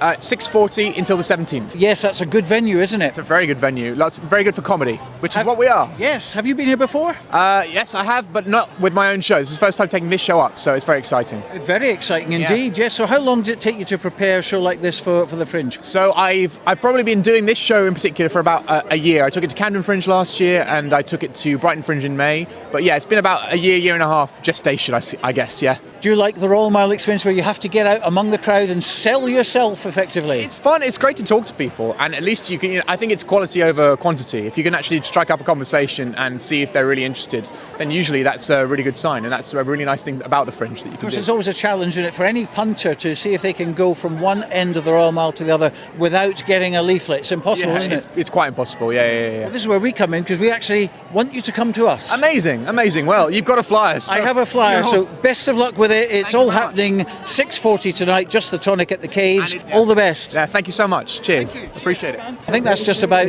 it for today's walk along the Royal Mile. Beautiful sunshine. Sorry for Hugh yesterday and the pouring rain, but that's the way it goes. And I think all this week it's going to be sunny. So if you're thinking about coming to Edinburgh for the Fringe and soak up this special atmosphere, then you know what to do. Head for the centre and you will not be disappointed. Plenty of choice. Bringing the festival to you, Fringe Radio. I cannot believe he asked me to do OnlyFans. Hold on, let's talk about this. There's nothing to talk about. We're always complaining about money. Then get another job. I am not selling my body. I'm listening to me now. I'm good at this. 15 minutes of shame from the 7th to the 30th of August at 7:20 at Playground 2 at Zoo Playground. Tickets at edfringe.com. I want to tell you a true story. Many years ago, a humble young musical comedian was approached by some radio producers and asked if he might contribute one of his comedy voices to a new segment for their network's most popular show. For many years, this young man delighted in answering questions from people all over the world and bringing a little simple joy to his troubled land, while all the time, nobody knew who he really was. But now his story can finally be told. Mitch Ben is Asking Elvis, coming soon to a theater near you. Thank you very much. This August, discover the best comedy, cabaret, kids shows and more at the Free Festival. With over 360 daily shows, there's something for everybody at a price for everyone. Donate what you think the show's worth at the end, or book pay what you can tickets to keep the Fringe accessible for everyone. The Free Festival, the real spirit of the Edinburgh Fringe. Full programme at freefestival.co.uk. One story, two people. Amanda Crowley and Thomas Duncan. One lawyer, one mass murderer. The case is lost. She wants it anyways. Not to win, but to understand how monsters are made. Glimpse behind the societal masks, as with Monster Made, an intense character study, a captivating, psychological, intimate play is coming to the Fringe at Paradise in the Vault. Only the one who can change his mind can actually change something.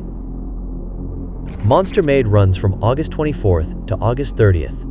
Book your seats today at edfringe.com. Bringing the festival to you, Fringe Radio.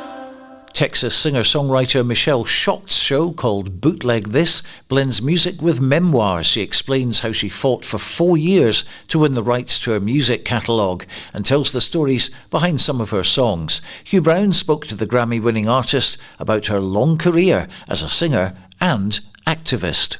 I was a little surprised myself when I saw it was a pick of the Fringe in the spoken word category. And one way I can explain all of this is I want my old job back. The show you thought you were coming to see is the show I love to do. I love to write songs.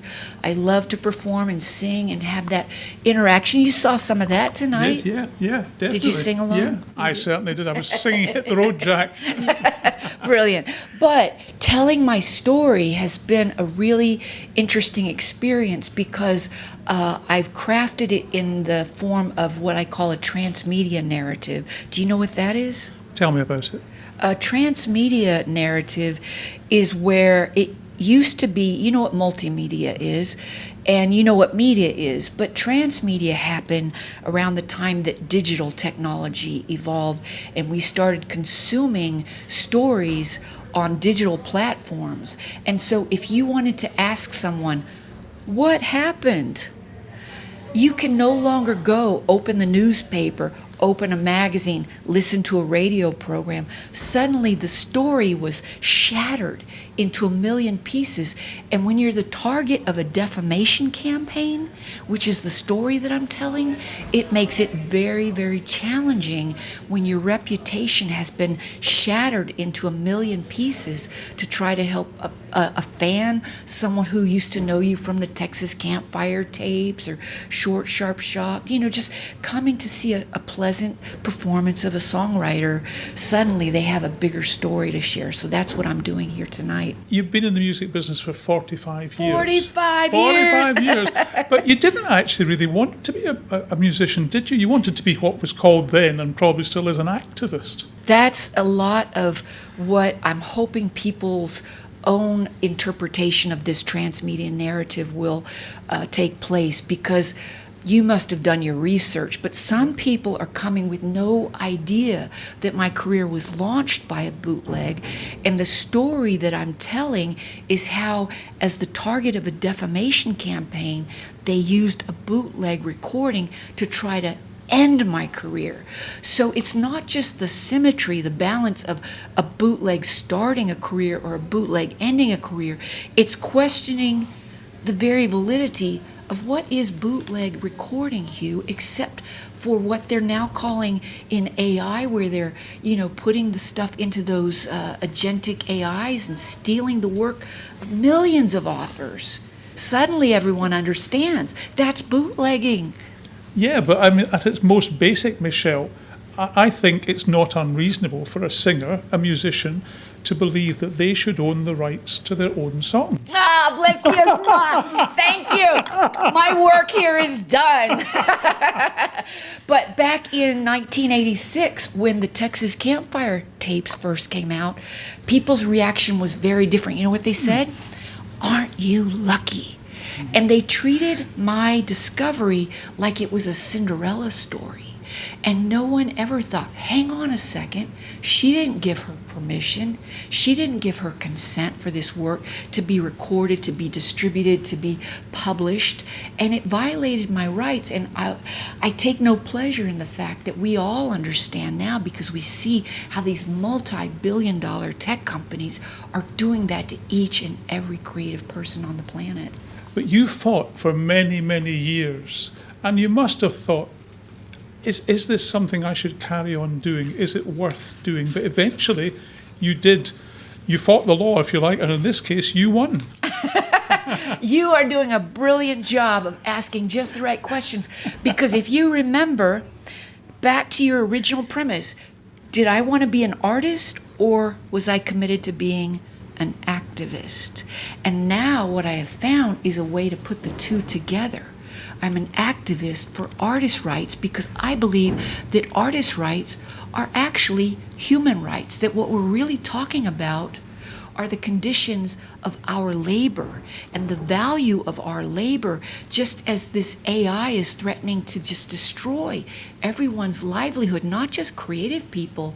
And so I really hope that we can all join in unity and be at the barricades together fighting, and I won't be so alone. And do you believe, I mean, I hear where you're coming from. I think AI, for people like voiceover artists and you know, other people like that, it's very dangerous, because you are in danger of taking away their livelihood. And it's not just money. People think that for artists, it's just a matter of pay me more, but there's not enough money on earth. And I know I'm not the only one, that the dignity of what we're fighting for is consent. Because the point that I'm making is that when you force someone to work against their will, what's that called? Starts with an S? Slavery. There you are. That's right, definitely. So you've been fighting for all these years. You've won a number of battles. Do you think there are still battles to be fought? The biggest battle is still ahead, because there's a new generation of artists, and the odds are even tougher against them. And so if I can say something to inspire and encourage them, that I was saying earlier tonight, it's not about grabbing the brass ring and winning the lucky lottery number, you know? It's about finding the conditions among your fellow artists for the survival of humanity. Nothing less is at stake, Hugh, I promise you. I have read many musicians' autobiographies, and when they're young and when they're new to music, if they can sign on the dotted line and sign a contract and get anything at all, they will happily take the pen and sign. They know that. They know that. And so it's a very unique story that I'm able to tell, because when I was bootlegged and they offered me the contract, I said, keep your chump change. I don't want the money. I want the masters. And it was almost an instinct, because artists, all we really have, we're not that bright, but we have good instincts. And so creatively, I knew that this time would come where ownership of those masters would give me the power that I needed to fight on the same level playing field that they're on. Yeah, and I mean, Paul McCartney, Michael Jackson, and many other artists. George Michael had to pay millions of pounds to buy back their own music. Taylor Swift, yeah. The history books are full of those artists, but I'm hoping that with the story that we're telling, that young artists might be inspired to go, oh, this game is already rigged before you even sign, before you take their money. It's already rigged. So do you think that you are blazing the trail then for people going forward? I mean, being in the music business so long, have you still got that fight in you, Michelle? I'll be fighting till they lower me into the ground. I'll be like, I'm not done yet. It's a fascinating story, and I'll tell you the first thing, I printed off the Wikipedia stuff, and I know that you talked about Wikipedia, and I was amazed that you were not, they said you did not have enough, knowledge to actually change your own Wikipedia profile. They're actual words that I was too close to the subject to be objective about my own biography. Well, I will tear up the Wikipedia pages because I printed off the stuff from your own website, which is the gospel story, if you like, and that is absolutely fascinating. It's been such a delight to meet you and chat to you and hear what you've had to say tonight, and it certainly has educated me, that's for sure. You're going to have to explain to your listeners, because they can't see this on the radio. Michelle Schock says, bootleg this. Yes, I'll let them guess how many fingers you just held up there.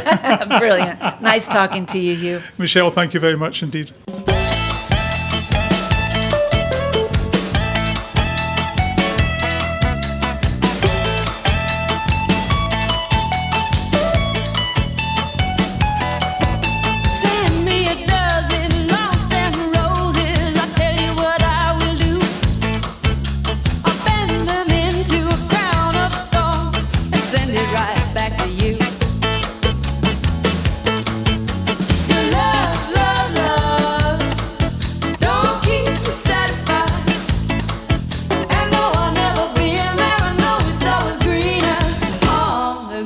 Satisfied.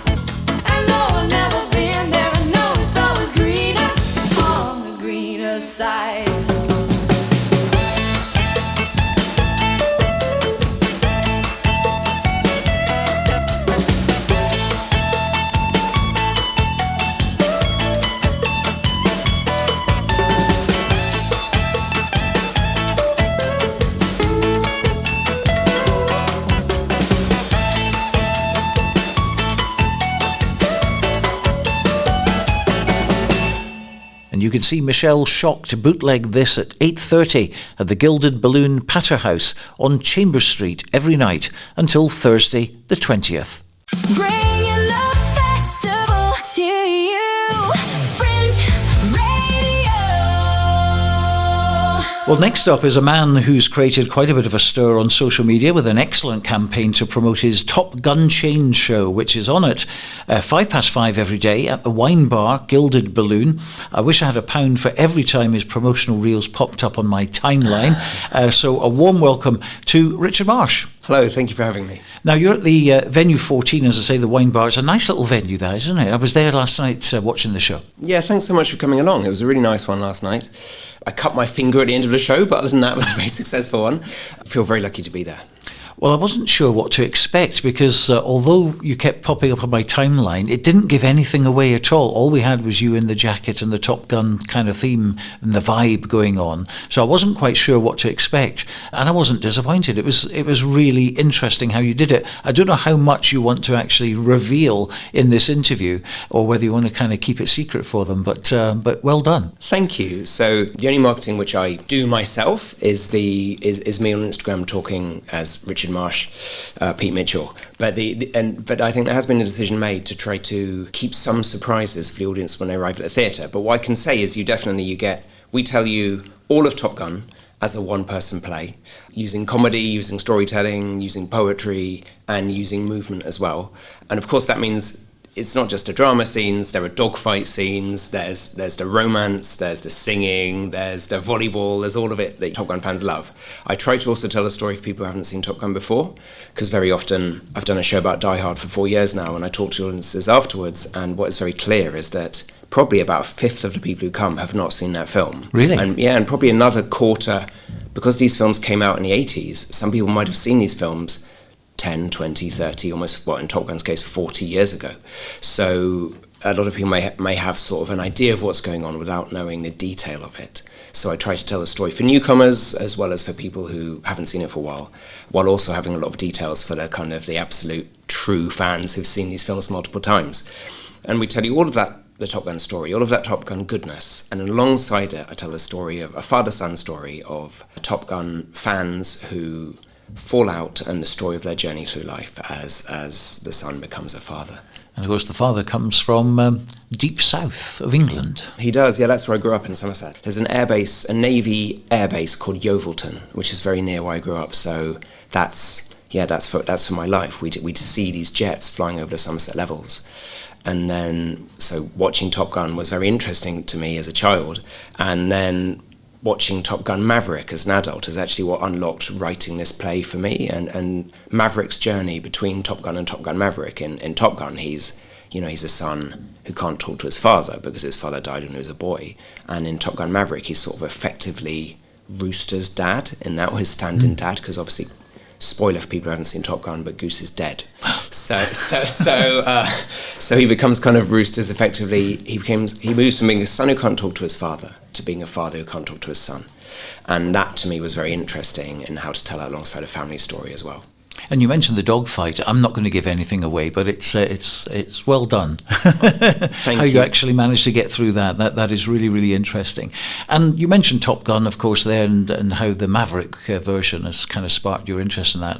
And you also mentioned about Die Hard as well. So you like doing the old parodies. Yeah, so it's interesting that they are legally parodies, but so I wrote a play called Yippee-Ki-Yay during lockdown. I had another play that was going to be on, the theatres were closed, and that play was quite an emotional play about grief, and I thought, it's lockdown, I'm homeschooling my children, I don't really want to spend my time writing a play about grief, and I'm not sure that's what people are going to want to watch when theatres are open again.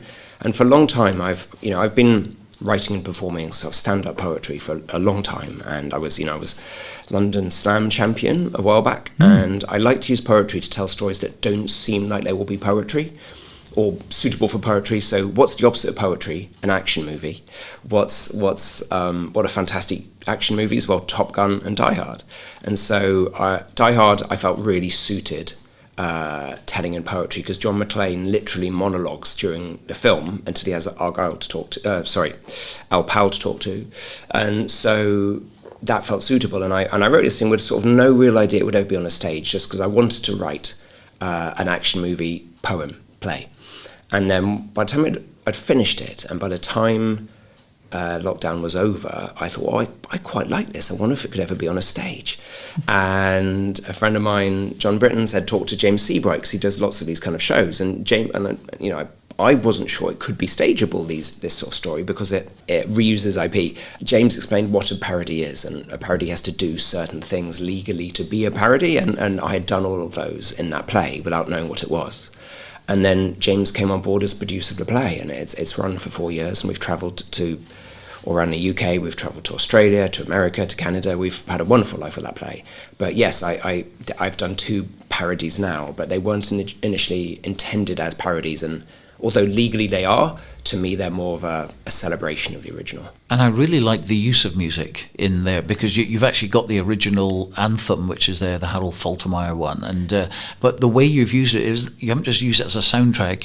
You're actually acting towards it, and particularly at the end where it builds. So the timing has to be absolutely perfect, and it worked beautifully. Oh, thank you. It was very nice of you to notice that. It was a particularly good one yesterday. We've been working on it, and we also have Ben Hudson's our composer, who's written some great music that sort of is evocative and inspired by Harold Faltermeyer as well. Because there is a team, a very good team behind you, as you mentioned, James and Hal Chambers as director, but sound design and things like that. I mean, it's you out front, but there's a lot of good stuff going on behind. Absolutely, yes. So Hal has been fantastic as director and dramaturg. Our movement and associate director, Emma Webb, who is has built those dogfights with Hal and me. Benji Adams, our lighting designer, and Ben, that when we were doing Yippee, Ben had the idea of essentially, we've got finger guns, but big Hollywood sound effects going off as well. And there's something I think quite delightful about the playfulness of that, where as adults, we don't often get to play. And being in the audience for these shows, the audience, they're sort of complicit in the theatricality of it and the playfulness and the silliness of it, and taking something very silly but sort of treating it in quite a serious way. And I'm really happy to get to work with the same team again doing the show. And it's interesting because it is a parody, but there's a lot of respect there for the original. Yeah, for sure. I think the original was made with great skill by fantastic artists, honestly, and true of Top Gun and true of Top Gun Maverick as well, and I think Maverick in particular is a story about kind of redemption and family, and that's what drew me to it, and that's what made me want to make this play. So we've done Die Hard, we've done Top Gun. What is next? I know you're living with Top Gun at the moment, but you must have something else up your sleeve. It's a very good question. I don't yet, and I think so. One of the things about being at a Fringe is you get to do your show every day for a month. And for me, as a writer-performer, I'm constantly improving and tweaking stuff and making kind of every bit work as well as it possibly can. And also because you'll often get kind of different sizes of audience on different days, perhaps, and different kind of natures of audience on different days. And your Saturday audience, who've maybe had a few beers, is different from your Monday audience, and so learning how to make a play. I'm a very audience-focused writer and actor, and it's quite an interactive show, as you've seen. And so trying to make sure we can make the play which works as well as it possibly can, both with different Edinburgh audiences and then when we tour it. At the moment, I'm still in the making of this one. I think there may be another. I've got another couple of things I'm writing as well, but it's very possible there's another, and we'll see what that is. Fantastic. Well, I must admit, I'm always full of admiration for one man or one woman plays, because there's no comfort blanket there, is there? There's no one else to feed off. It's you on the stage for an hour and a bit. Everything lives and dies with what you do. How do you do it? Well, thank you. So I work really hard. That is true. I practice and practice and practice. Loads of dialogue, loads of it. Yeah, there's a lot. I think the fact that a lot of it rhymes helps me learn it. Yes, I was going to say there is a bit of kind of, as you say, the poetry aspect comes in there. Yeah, so that's really helpful. The hardest thing in terms of the simple learning of lines, the hardest moments are when you cut between the Top Gun scenes and the alternate story scenes, because in the Top Gun scenes, when you go from one to the next, there is an emotional reason to go to the next one. So after Mav and Goose play piano and you see Goose with his family, in the next scene, something not great happens to Goose, right? And there's an emotional connection between those two scenes. But when you cut from a Top Gun scene to Richard and his dad, there's a sort of there's a storytelling reason for that to happen, and that I'm moving the audience onto both the narratives, but there's not an emotional connection between one and the other. So those are the ones which are really hard to remember, those connections. Yeah, well, it's a fascinating piece of work. I have seen it, which is really nice, and it's at the venue 14, which is the wine bar at the Gilded Balloon, 30th of August. You've got the 12th, the 19th, and the 26th off, but that is all, and it all starts at 5:05. Thanks very much for coming in. Thank you so much for having me. Bringing the festival to you, Fringe Radio. What is the most powerful force in the universe? This August, magician and physicist Kevin Quantum brings an all-new Fringe show to Edinburgh. Invisible Force. Expect brand new magic inventions, impossible moments you'll never have seen before, and astonishing illusions where science and mystery collide. Electricity crackles, reality bends, and you'll leave questioning what's actually possible. Funny, surprising, and unlike anything else at the Fringe. Search Quantum at edfringe.com and discover Kevin Quantum, Invisible Force. One of Australia's best tribute acts, the 64, make their Edinburgh Fringe debut with 70s Jukebox. At the Assembly Rooms, Bijou, Venue 20, you'll enjoy powerhouse vocals, slick choreography, and full-on energy as the 64 bring you the best music of the 70s. They're relishing the opportunity to play for an Edinburgh audience for the very first time at 2:30 every afternoon from the 18th to the 30th of August. Get your tickets now at edfringe.com. Print it, copy it at the copyandprintshop.com. Your printing is made easy at the Copy and Print Shop. We specialise in rapid printing services, leaflets, posters, brochures, banners, business cards and more. Collect your order at our Glasgow print shop or have it delivered wherever you are. Find out more at thecopyandprintshop.com. Print it, copy it at the copyandprintshop.com. The science of chaos. Chaos. Alternative history. Rock and roll. I'm Michael Anderson from Boston, and you've got to come to my multimedia fireworks Elvis in chaos. Hallucinatory images. Ecstatic raves. Greenside at George Street, first week of Fringe. Lime Studio, 5:15 p.m. Hey, pay what you can. You won't be bored. Bringing the festival to you, Fringe Radio. Canadian Tom Stade's stand-up routine is always a favourite at the Fringe. In this year's show, his brilliant and explicit wit takes aim at the rules surrounding social codes, cultural identity and marriage, and redefines them his way. Hugh Brown grabbed a chat with the comic who has made Scotland his home for the past 25 years. Well, I think I just wanted to get out of Canada, and before everything went downhill, and I thought I'd come to the greatest country in the world, Scotland, and now I'm living in the big town of Wishaw amongst the real people, my man. That is what I'm doing here. I just thought I'd expand my career a little bit, Hugh. There's no secret to it. Sometimes where you're living gets a little too small and you need new challenges. And Scotland just showed its door to me and I walked right through it. But it was a mate of yours, Craig, wasn't it, who encouraged you to come? Oh, you're talking yeah, it was. My buddy Craig Campbell came back and said they'd love you in Britain. and I came on, seeing how we're going real. Yeah, he came over, he came back. I just finished signing a deal in LA, of all places. And he said they'd love you. I came over here for 3 months and I fell in love with Britain. And then I was living in Wolverhampton for a bit. When I came over here, I got so many gigs. And then when I went back to Canada, they wanted to book me for 6-7 months, which was unheard of. So I skipped LA and I came over here, and And then, then all of a sudden we did all the TV shows here, and I was in Wolverhampton, and then after Wolverhampton came around, we came to do our first.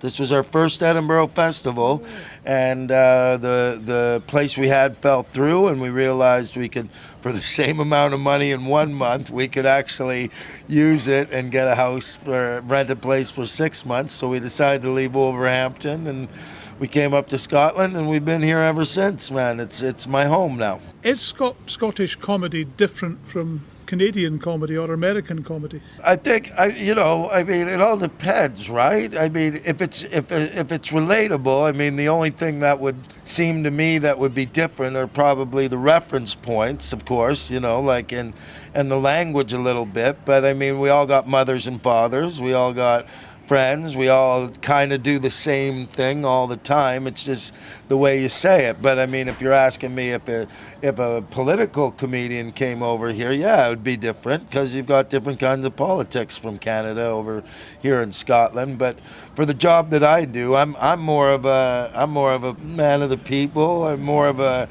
person that is sort of can turn a show into a kitchen party and feel like everybody's your best friend. So for me, I don't think there's a big difference other than like I say, other than the reference points and the language used. But because I've been over here for so long, I feel like I probably relate more to Scottish people than I would to Canadians anymore, to tell you the truth. What do you hope that your audience go away with after your hour of stand-up comedy? I've always seen it. They always talk about, hey, if you want to win an award, you got to do an Edinburgh show, and I still don't even know what the hell that means, man.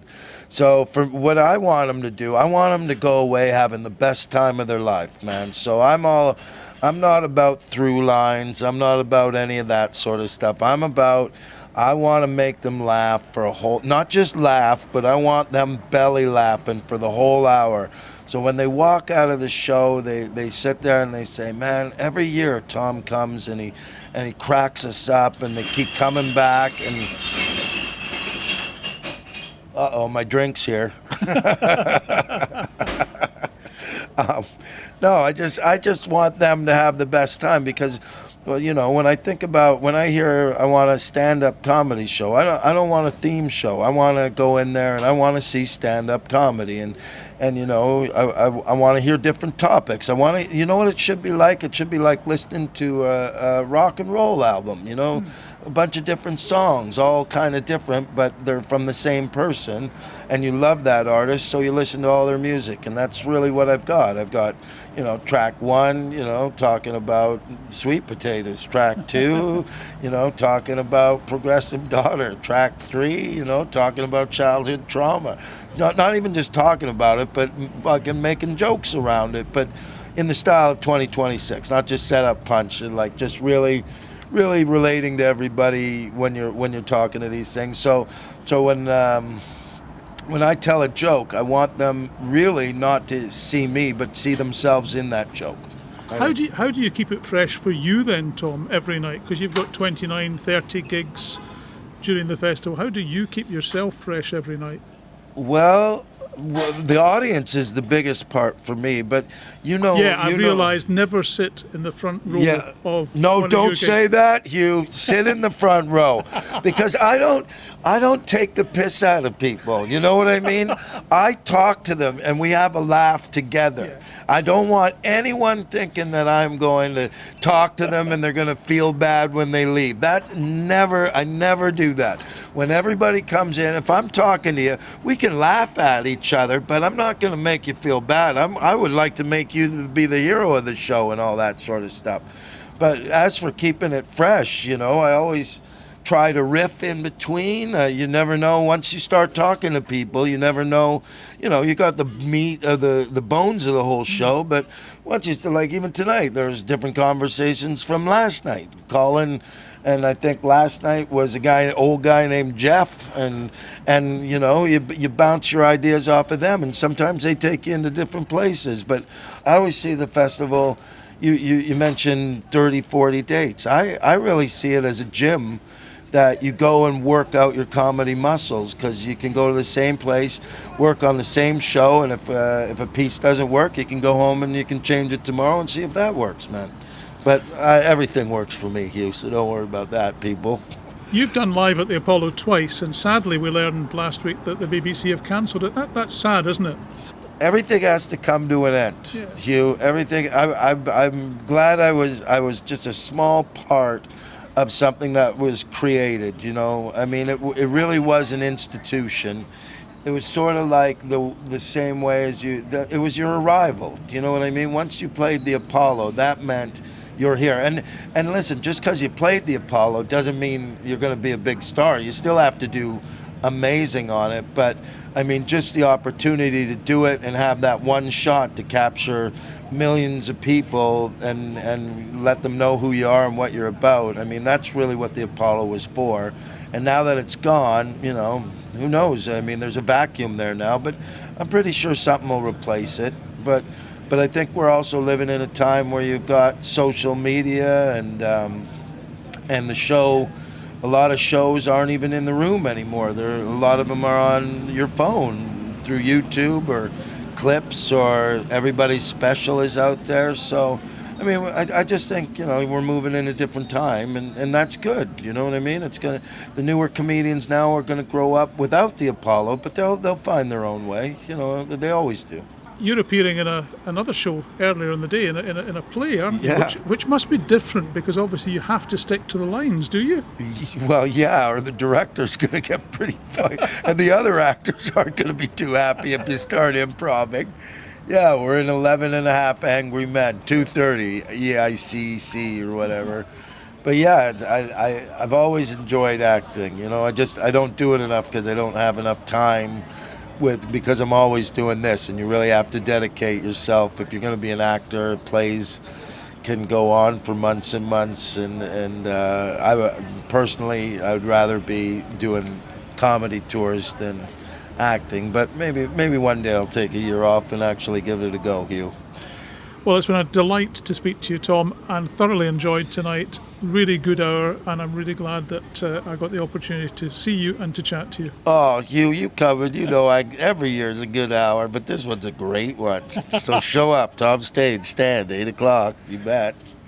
Thanks, Tom. Cheers, Hugh. And Tom Stade Rules continues at Stand 1 on York Place every night except Mondays until the 30th of August. And that's it for today. We'll be back on Fringe Radio again tomorrow, same time, same place. But for now, from me, Stuart Cameron, and the team, bye for now.